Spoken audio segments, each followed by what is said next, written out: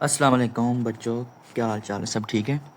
बेटा आज हम टॉपिक स्टडी करेंगे chapter number 1 ninth chemistry formation of unsaturated and saturated solution के बारे में हम स्टडी करेंगे।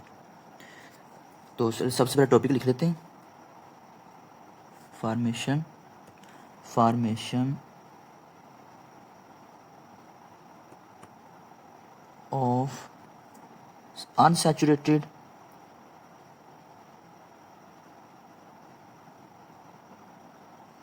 एंड सैचुरेटेड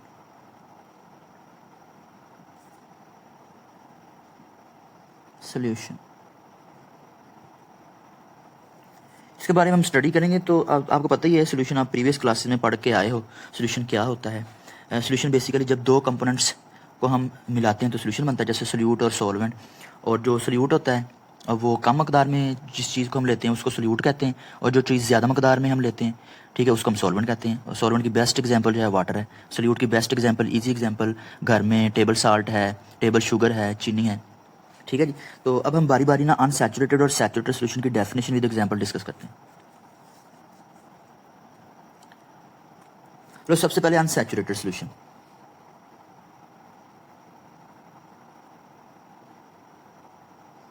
अनसैचुरेटेड सोल्यूशन,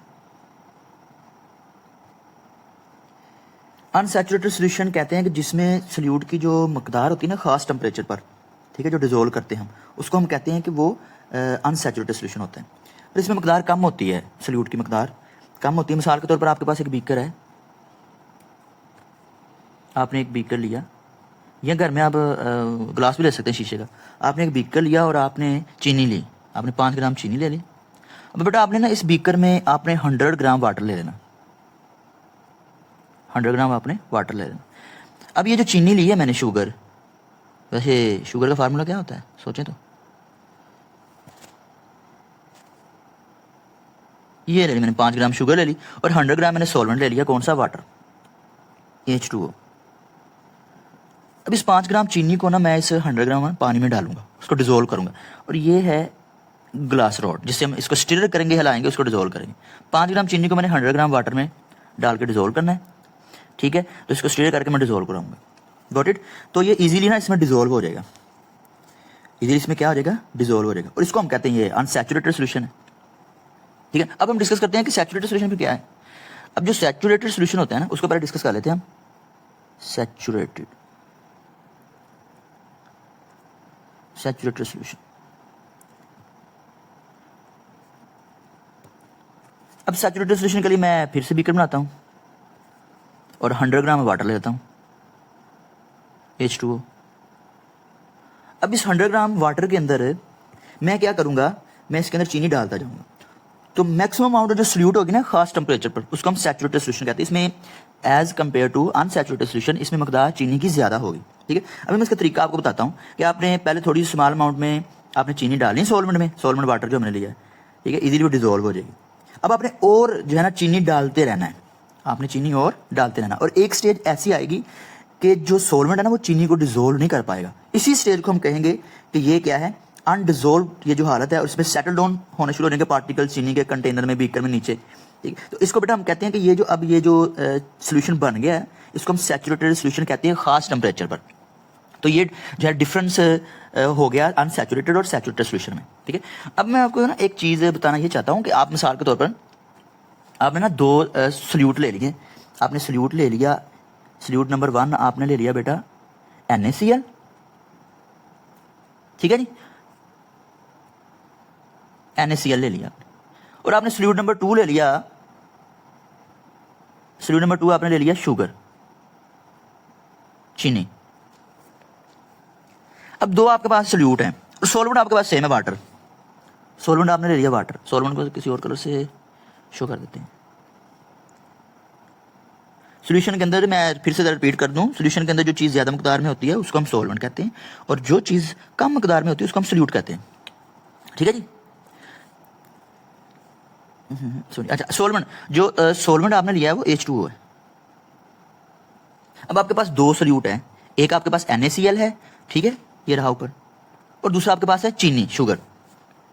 अब ये जो दोनों सल्यूट मैंने लिए हैं, इसको मैंने सॉल्वेंट वाटर के अंदर डिजोल्व करूंगा। अब दोनों की जो डिजोल्व होने की पावर है ना, एबिलिटी है, वो डिफरेंट है। ठीक है, जैसे मिसाल के तौर पर रूम टेम्परेचर पर जो सोडियम क्लोराइड है वो 5.3 मोलर डिजोल्व हो जाता है रूम टेम्परेचर पर। ठीक है, और जो शुगर हमने ली है वो 3.8 मोलर। मतलब ये जो मोलर है ये कंसंट्रेशन का यूनिट है, मतलब कि जो सल्यूट की कंसंट्रेशन है ना, मकदार, उसको ये जो है ना मोलर कहते हैं, मोलैरिटी, यानी कि number of particles of solute like NaCl sugar dissolve in solvent. अब देखें तो वाटर हमने लिया था, सेम सॉल्वेंट है, सल्यूट डिफरेंट है, लेकिन जो NaCl है सल्यूट नंबर 1, उसकी सोलबिलिटी जो है वो ज्यादा है, और जो आपकी चीनी है वो कम डिजोल्व हुई है। अब इसकी वजह क्या है? इसकी वजह यह है कि जो सोडियम क्लोराइड है ना, वो आयंस होते हैं उसमें, सोडियम के ऊपर पॉजिटिव होता है ये ले, और क्लोरीन के ऊपर नेगेटिव होता है। अभी जो सोडियम क्लोराइड आयंस हैं ये बहुत ज्यादा अट्रैक्शन करते हैं वाटर के साथ, ठीक है, और घुल मिल जाते हैं और वो डिजोल्व हो जाते हैं, घुल मिल के डिजोल्व हो जाते हैं। लेकिन जो चीनी होती है ना, ये कम डिजोल्व होती है, इसकी अट्रैक्शन वाटर के साथ कम होती है।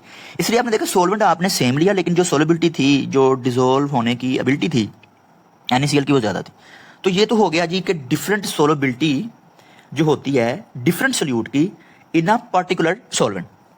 अब एक और भी टर्म है जिसको हम सुपर सैचुरेटेड सॉल्यूशन कहते हैं। चलो वो तो सिलेबस में है तो, लेकिन माइंड में अगर आपके सवाल आ जाए तो पूछ सकते हैं आप, तो मैं इससे पहले आपको बता देता हूँ। अच्छा, अब ना कि सुपर सैचुरेटेड सॉल्यूशन भी होता है, सुपर सैचुरेटेड सॉल्यूशन।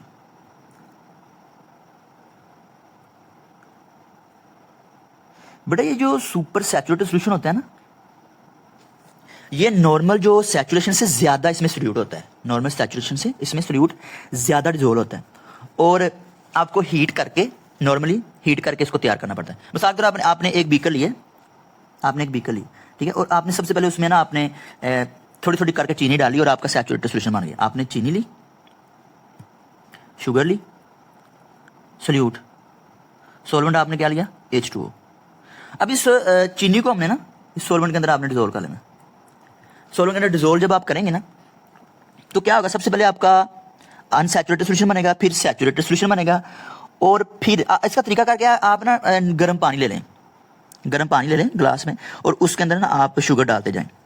जब आप शुगर डालते जाएंगे ना, तो क्या होगा कि वो डिसॉल्व होती जाएगी, शुगर उसके अंदर डिसॉल्व होती जाएगी, ठीक है। और जब डिसॉल्व होनी बंद हो जाए ना, तो ना वो आपका सैचुरेटेड सॉल्यूशन बन गया। अब आप ऐसा करें, इसको हीट करें, तो हीट करने पे ना वो जो शुगर है और डिसॉल्व होनी शुरू हो जाएगी। और शुगर और डिसॉल्व हो रही है ना सैचुरेशन से ज्यादा सॉल्यूट अब हल हो रहा है इसके अंदर, चीनी ज्यादा हल हो रही है, तो जो ज्यादा डिसॉल्व हो रही है ना, अब वो आपका सुपर सैचुरेटेड सॉल्यूशन बन गया।